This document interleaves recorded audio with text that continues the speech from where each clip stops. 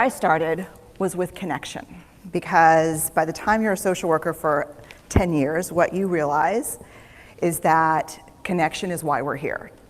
It's what gives purpose and meaning to our lives.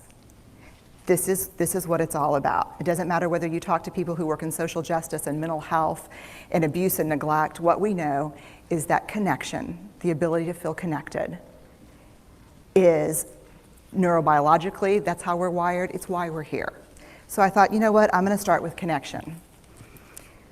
Well, you know that situation where you get an evaluation from your boss and she tells you 37 things that you do really awesome and one thing that you can't, an opportunity for growth. And all you can think about is that opportunity for growth, right? Well, apparently this is the way my work went as well, because when you ask people about love, they tell you about heartbreak. When you ask people about belonging, they'll tell you their most excruciating experiences of being excluded. And when you ask people about connection, the stories they told me were about disconnection. So very quickly, really about 6 weeks into this research, I ran into this unnamed thing that absolutely unraveled connection in a way that I didn't understand or had never seen. And so I pulled back out of the research and thought, I need to figure out what this is. And it turned out to be shame. It turned out that, and shame is really easily understood as the fear of disconnection. Is there something about me that if other people know it or see it, that I won't be worthy of connection? The things I can tell you about it, it's universal. We all have it. The only people who don't experience shame have no capacity for human empathy or connection. No one wants to talk about it, and the less you talk about it, the more you have it.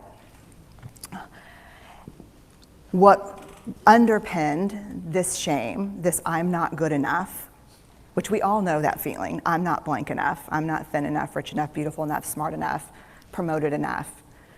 The thing that underpinned this was kind of this excruciating vulnerability, this idea of, in order for connection to happen, we have to allow ourselves to be seen, really seen.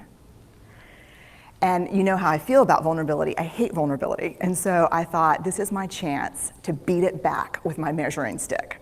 I'm going in, I'm gonna figure this stuff out, I'm gonna spend a year, I'm gonna totally deconstruct shame, I'm gonna understand how vulnerability works, and I'm gonna outsmart it. So I was ready, and I was really excited. As you know, it's not gonna turn out well. You know this. So I could tell you a lot about shame, but I'd have to borrow everyone else's time. But here's what I can tell you that it boils down to. And this may be one of the most important things that I've ever learned in the decade of doing this research.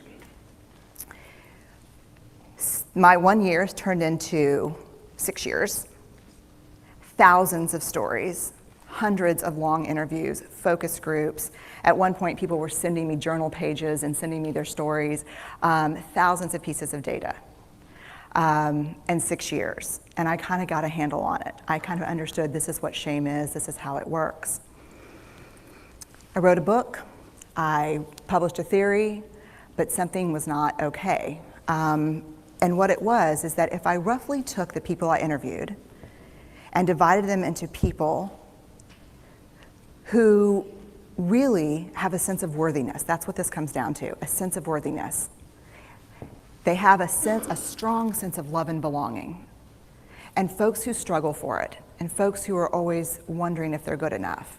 There was only one variable that separated the people who have a strong sense of love and belonging and really struggle for it, and that was the people who have a strong sense of love and belonging believe they're worthy of love and belonging.